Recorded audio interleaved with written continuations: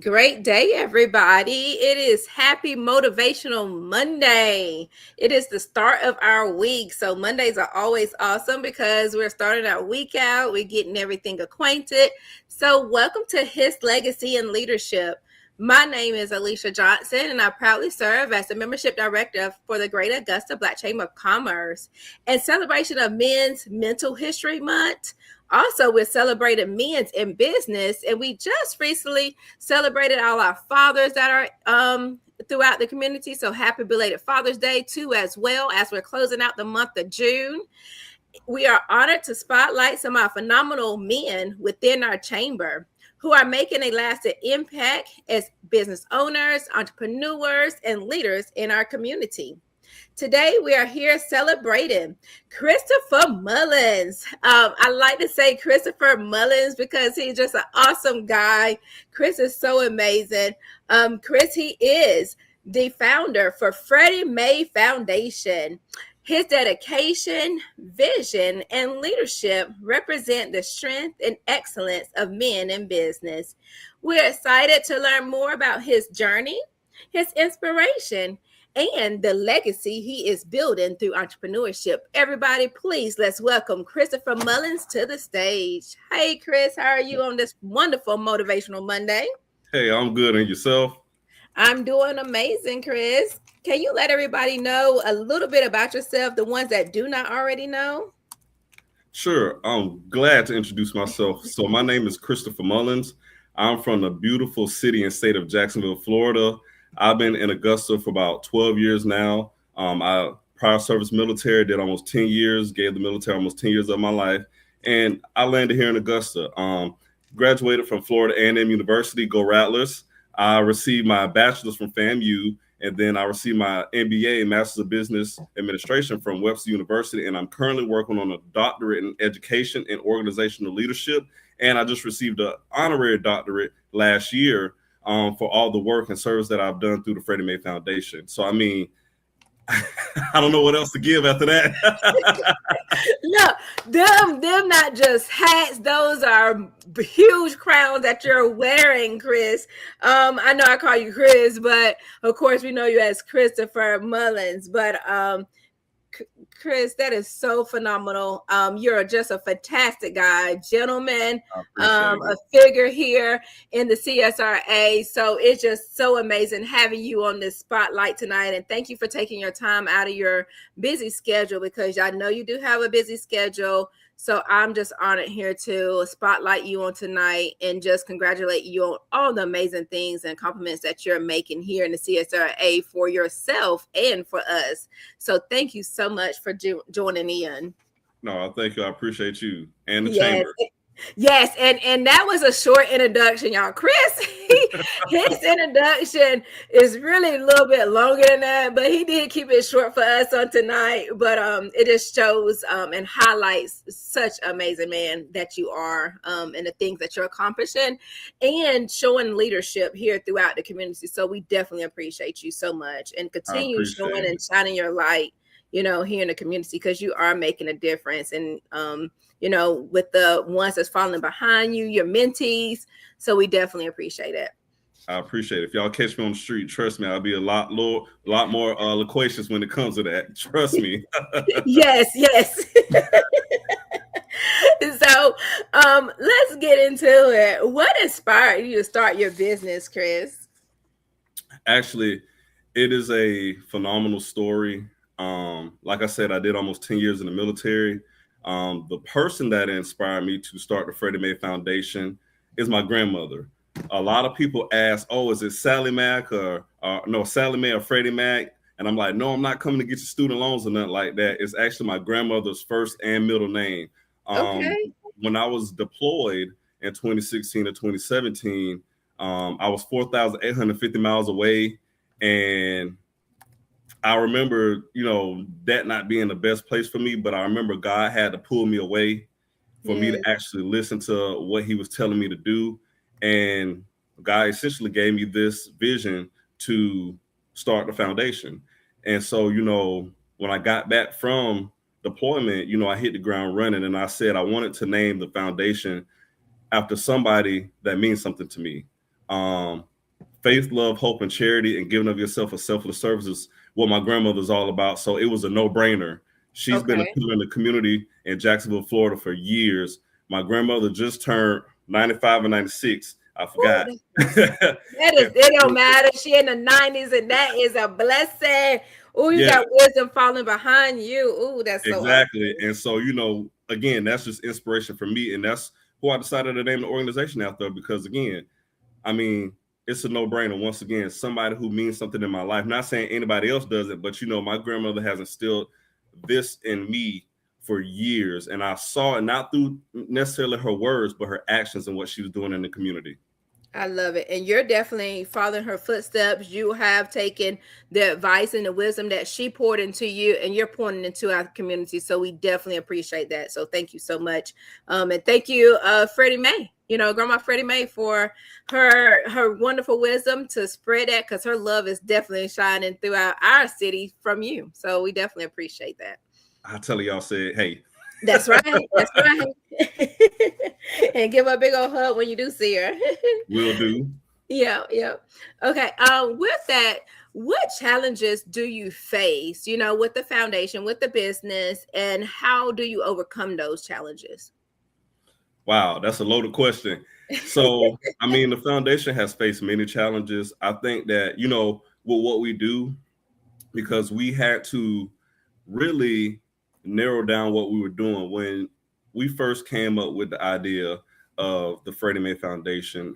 My then vice president was like, we talked about some things. We was like, men need help. Men need help. Mm-hmm. Mm-hmm. Men are always forgotten in the equation when it comes to services. Yes. There are a lot of things for women and children, but not men and children. So at first we said, hey, we want to make it for men and children. And then recently, within the past year or so, we said we need to narrow that down a little bit more. And so I started thinking about my service in the military. And I was like, you know what? When we start thinking about this, we don't have any services or any transitional housing for veterans in the area. Talking with the VA and all this other stuff and realizing that that was a need in the community. And so, what was the biggest challenge and continues to still be the biggest challenge is awareness. I think that when people hear, oh, military, a lot of people automatically assume when I was in the military, I was filthy, stinking rich. And I was like, no, that is not the issue. That is not the case. We're not rich. And a lot of people have that notion of we're rich.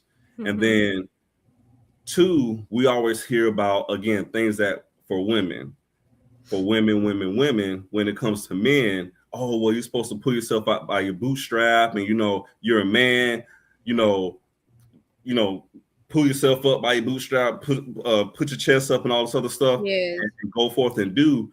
And that's not always the case because sometimes individuals were never given the boot or the strap to be able to pull themselves up by. And sometimes we also face diversity in the military. I mean, I have plenty of stories. I don't want to get into it right now, but we have faced a lot of diversities as men. And I realized that some of my battle buddies had children and they were single fathers. And I was thinking, like, how can we bring more awareness to this? Mm-hmm. And again, realizing transitional housing is needed for veteran men and their children, coupled with men don't get enough services. That was an easy segue to say, hey, we need to start making this more about our veteran men and their children, and then making sure that we talk about the family after that and getting them the services that they need. Because again, I've seen it from firsthand experience myself, even though I'm not a father. Again, I've had people in that position that have, once they got out of the military, to include myself, wondering who, what, when, where, and why, and where to go. And so the awareness of bringing this about men, veteran men, has been one of the hardest things because, again, I've had people say, is that even a need? Do we even need that? Yes. Again, we hear about women, but we don't hear about the amazing fathers that are doing such a wonderful job or that are struggling because it's not publicized.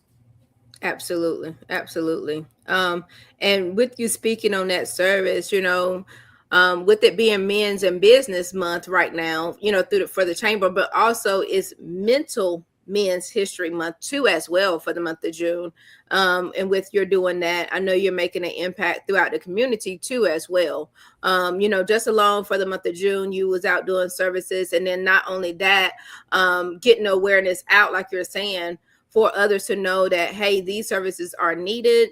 The fathers and men, they're needing services just as women are, because like you stated, and I'm glad you did state it out loud, that other, so that way others are know, and the ones that are in need know that, hey, there are services out here for the fathers that are impacted from that, that are needing that service. It's just like the women are. So I'm glad you're speaking on that and saying it out loud, because a lot of times it is not spoken out loud, or we'll be walking or commuting just along with the men and the fathers, but we'll never know the silence that's behind them, in the hardship that they're facing too as well. Right. Yeah. And Alicia, with that being said too, I've seen personally the struggles that um, a lot of veteran men go through. I've experienced through being an NCO, non-commissioned officer in the military, where a few of my soldiers were trying to get their children, or they were going through a divorce. And, unfortunately, the woman was using that child as a carrot to a horse, dangling in their face, like, hey, if you don't do this, you're not going to see your daughter or your son or your children. And unfortunately, we don't hear about that, but it happens all the time. Yes. And we don't see the flip side of it, where that man is that good parent, that good parental unit. But we have it where it's like, everything is strictly focused on the woman. But again, I've had, some great fathers that have been struggling to get their children, and eventually it happened, but they had to spend tens of thousands of dollars to even make that happen, here in the state of Georgia. Wow. Man, that's right. Drop this knowledge on them tonight, Chris. Let them know. Like, hey, let them know. Now, with all that, and like you say, that the challenges that everybody's facing, far as being a man, and fathers too. What advice have you given them? And what advice can you give men and fathers, young fathers too, as well tonight? That's amazing that you say that. I may not be a father per se, but I've always been a father figure to many people, and now I'm in the phase of my life. Yes, Uncle Chris. And so now the kids call me they be like and I'd be like, okay, what's up? But my advice to the men out there is to stay strong. There are avenues of approach to this. We just had Mayfest, which MAE Fest, not the one that's associated with everything else, but it's a huge resource fair. I always try to make sure that we bring out resources that will help encourage our community. And so we've had from SRP to Warrior Alliance to Warrior Family and Assistance Center to SOAR. I mean, so many people. We had the president of the Greater Augusta Black Chamber of Commerce come out to participate. I mean, so many people have partaken in this, and I just want to say, stay strong. There is somebody out there to help you. And those who are going through mental health, that is huge, especially amongst men. Yes. If you are having mental health issues, don't be afraid to reach out, because I honestly had a nervous breakdown when I was deployed and I got back. And people don't understand how that impacts your life, how that impacts the family, how that impacts your job. Go seek help immediately. You have me, you have others that are here to help. Don't allow that weight to be on your shoulders any longer. Go and seek that mental help. Again, that's what we're here for. And that's what I'm here for, to make sure that we provide that network, that circle, to say, hey, my brother, you have somebody here who cares. Let's uplift you to get you where you need to be. Absolutely. And I appreciate the advice you have given them. Everybody that's tuning in, I hope you're not taking this lightly. So don't be silent. Let your voice be heard. Even if you need to go into a closed room with another individual, like you said, seek the help. You have other individuals that are here to help you. Even if you don't feel like they can, they're telling you out loud that they're here to assist you, here to help you, because mental health is a silent killer. It's a silent battle, and it does not need to be a silent battle. So definitely seek advice, seek help, like Chris is saying. And Alicia, I also want to say, because when I was in the military and when I got out, The reason I say that, and I'm glad that you brought that out, is because we were so, as NCOs, we were always taught, and as men in the military, hey, man up. Like, if you go see a doctor, if you go see mental health, you're less than a man, you're less than this. But what I learned through therapy, and I still go through therapy, is that you're more of a man being able to say, hey, I need help. Yes. Not being stuck in your pride is the Woo! most Chris, say biggest it one more thing. time and spell it out. That pride, I'm telling you, boy, it will weigh And you that's down. the Tell them detrimental again. part. Not being Mm-hmm. stuck in your pride and realizing that, hey, I need help is the strongest thing a man could do. Yes. I've learned that myself. I'm talking about from personal experience because it's been many a days. And Alicia, you probably may not look at it, and those who watching this may not know by looking at me, but it was hard for me to trust people. It was hard for me to get close to people. It was hard for me to really ask for help when I first got out the military, when I first started noticing I had those mental health issues. It was Mm-hmm. hard for me to really understand that. And again, I urge not just the men, but everybody who's having those mental health issues, that is the strongest thing you could do is seek help. Trust me, the Absolutely. strongest thing you could do. Absolutely. Absolutely. Uh, Moment of silence for that because definitely need it. And the reason why I did say and I took a moment from that moment of silence is because with us being in Men's Mental History Month is Mm-hmm. very, very important. And not only that, not just because it's a month, but for them to be aware, the Yes. awareness that is here, the awareness of you even having an issue, and for you even going to get that assistance, for you going to get that help, you opening up your mouth and using those vocal cords that are attached to your throat and saying, hey, something's not right. It don't matter what you say. You can say, hey, something wrong with me. Something's not right. Can you help me or advise me on what to do next? So just And those don't take small no for an words. answer either, because I was one of those ones, and Alicia, I'm always the clown. I'm always the one that's laughing and joking. And I've learned too through personal experiences, the ones who have the biggest smiles Yep, the ones hurt the that's most. hurting. Yep, Hurt the absolutely. most. Yep, behind that smile, what is actually behind the smile? Yes. What is shining behind the teeth? And when we use that because most of the time when you smile, you're gonna show your teeth. So what is actually going on? the, you know and not to get off subject, Chris, but one thing I have learned, just being around other people, evolving as an individual, as myself, and as a leader, and I know the same for you, is asking a person that's next to you, how are you? Those words alone, and when you say it and you really mean it, that person takes a moment and say, oh no, I'm good, or am I right? Or no, this right here happened. This is the type of day I'm Yes. going to have it. It makes a big difference. Those words alone, asking that other person next to you, beside you, how are you? But Alicia, that's not really off topic, because I was just talking to somebody today about that. Mm-hmm. I question all the time, when has society lost the humanity to care for Yeah. other human beings? And I have pets myself, and we will get more time for hurting a dog, a turtle, a cat than actually hurting another human being. And I'm like, when have Absolutely. we lost the humanity of saying somebody else cares? This person matters.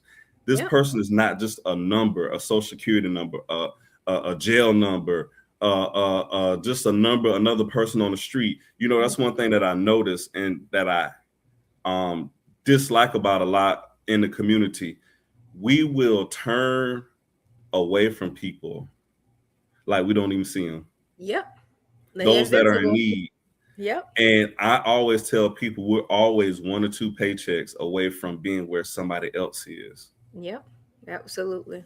Absolutely. Definitely is, Chris. Um, it, man, if when I say the month of June has been so fulfilling, y'all men have been showing out, and I am all for it. I have been loving it and enjoying it. Y'all are pouring so much advice, so much wisdom, and you all are right here in our community. Y'all are right here in our next doors, like next door neighbors, so we do not need to take this lightly. We do not need to take this for granted. All the advice that you all are pouring into us this month, I definitely love it, and I hope that y'all continue doing it. Well, I'm not gonna say hope, let's take that back. you know Reverse that, because we got to be careful with the words that we put out. Yes. Yes, y'all are continue pouring into the community, because y'all already doing it. You're already pouring into your community. You already making changes. You already empowering others. So definitely just continue doing what you're doing and continue aspiring. And we all are here to assist y'all along the way. Chris, can you definitely get more into the Freddie Mae Foundation? Let them know more about the foundation, and just get more detail with that for us tonight. Sure. So with the Freddie Mae Foundation, again, we had to really redefine what our niche was. And so saying we're going to help all men, all children, all youth was something that was very, I don't want to say impossible, but almost impossible to do. Mm-hmm. So again, we had to narrow that down. And so the Freddie Mae Foundation is actually working on building the first transitional home for veteran men and children in the CSRA. And I'm going to say it again, the Freddie Mae Foundation is building the first transitional home for veteran men and their children in the CSRA. We see these trends in other cities and certain pockets of cities that there are veteran men being helped by other organizations. And I noticed that, again, talking with the VA and some other entities, that was basically null and void here. We don't have that. And so we're working on building the first transitional home here. And so with that being said, we want to be able to make sure that when our veterans and their children enter and leave our organization, our house, that they have everything they need from workforce development, parenting classes, their benefits activated if they haven't been activated, or if they were activated, making sure that they get their percentages up. When it comes to mental health awareness, stability, making sure that they take care of that. If they don't have their child, getting their child with them, if they are the best parent for that fit. Licensed clinical social workers. I mean, just a whole array of things, making sure that when this man leaves this facility, that they are rewired and that they are put back in the community and are able to not only, one, be stable, take care of their family, Mm-hmm. they have a job, a stable job, but they're also pillars in the community and citizens that put forth an effort to better in this community as well. That is so amazing. I have definitely added that into the chat. The upcoming community updates that you have for the community here in the CSRA, that y'all building that first transitional the men's veteran home and for families too. So that is so amazing. I know it's a lot of behind the scene work happening. I had to take a little moment, because I know all the hardship and the work that you all are putting in to make that happen here in the CSRA, and it's definitely needed. And it definitely will make a difference here, especially with Fort Gordon being, one of the largest military bases. So definitely, I will see a big enlightenment with that here in the CSRA. Chris, I have already also added in the chat how they can contact you, where they can reach your website, but can you just let them know too as well how to find you, how to locate you as well? Okay. And I just want to say this before I give this bit of information, that I'm thankful for my board. I'm thankful for my team, my marketing manager, my grant writer, partners in the community, because what I always tell people, and one thing that I learned about Augusta, is that we may not collaborate well, but I understand we are trying to do better. Yes. And I thank God for the collaborations that we do have, for the partners we do have, the board that I have, because they not only vote and make sure that we're doing things the correct way, but they also push me into thinking outside of the box as well. And so I want to thank everybody who is a part of my team. because I couldn't do it without them. I have, we got to have people that hold us up. And I realized that we may be the subject matter experts or the SMEs of this, but without the collaborators, the community coming together to help with this, we would not be able to do this. So with Absolutely. that being said, I'm going to go ahead and give the information. So the website is www.freddie Mae Foundation.org, and it's spelled FREDDIEMAE Foundation.org. And through there, you can donate. That'll be on the first page. You can see our mission. You can see the plans for the house, the renderings. Everything is on there. Full transparency. You can see the board members as well, and you can see the future of our journey. We're actually working on a documentary that will be soon to be put on there as well. So yeah, look out for that. You can contact me at 904-749-8774, or you can reach me at freddie.mae.foundation@gmail.com. Again, FREDDIE.MAE.foundation@gmail.com. Or if you see me on the street, just holler at me. That's right. Cause see, if Chris gonna be outside. So if y'all see him, he is Tell approachable. everybody that.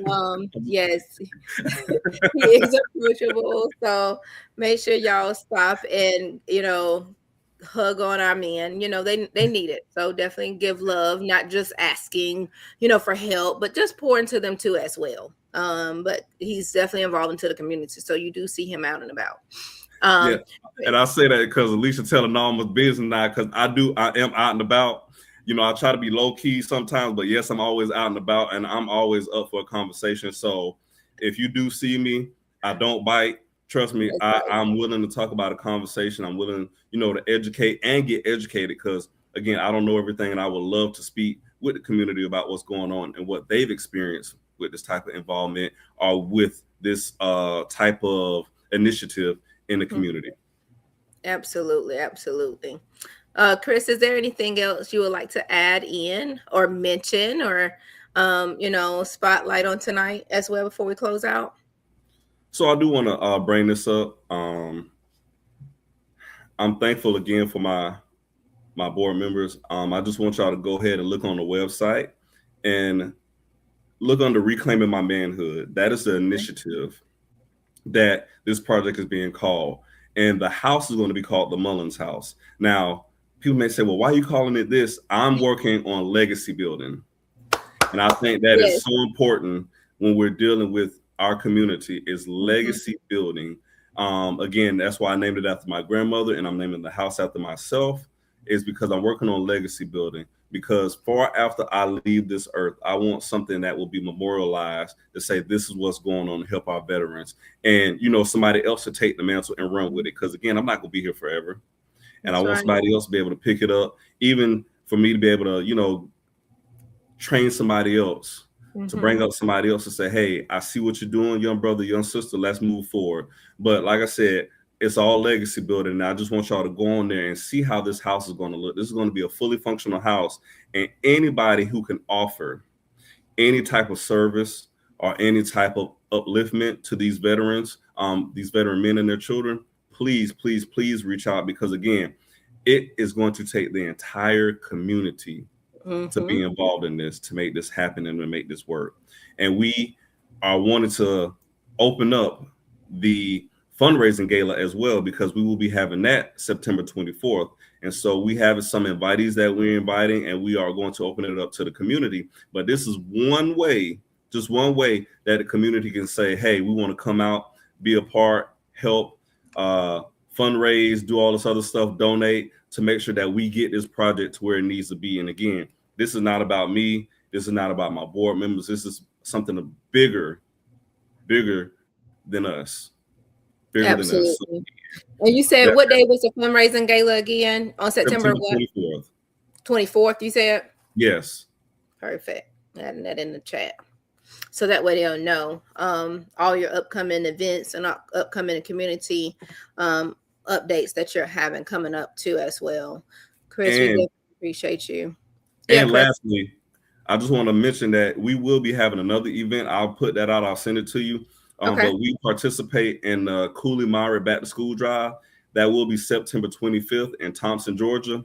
Okay. because the Freddie Mae Foundation, just again, it's not just in Augusta. We're all over the CSRA. We make sure we take care of our people. And so I will send that to you, Alicia, so you can put that out because we will participate in that.